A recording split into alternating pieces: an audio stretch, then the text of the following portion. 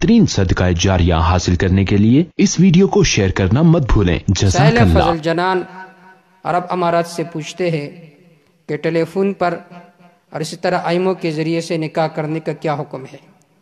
اس کا جواب یہ ہے کہ نکاح منعقد ہونے کے لیے ضروری ہے کہ مجلس نکاح میں ایجاب و قبول کرنے والے دونوں مسلمان ہوں۔ مجلس نکاح ایک ہو اور ایجاب کرنے والے دونوں مسلمان ہو، دو مرد ہو گواہ یا ایک مرد ہو اور دو عورتیں، اور دونوں ایجاب و قبول کرے اور مجلس دونوں کا ایک ہو۔ اب دیکھیے، چونکہ ٹیلی فون پر مجلس ایک نہیں ہوتی، اگرچہ تصویر آ رہی ہے، اس لیے نکاح منعقد نہیں ہوتا صرف ٹیلی فون سے۔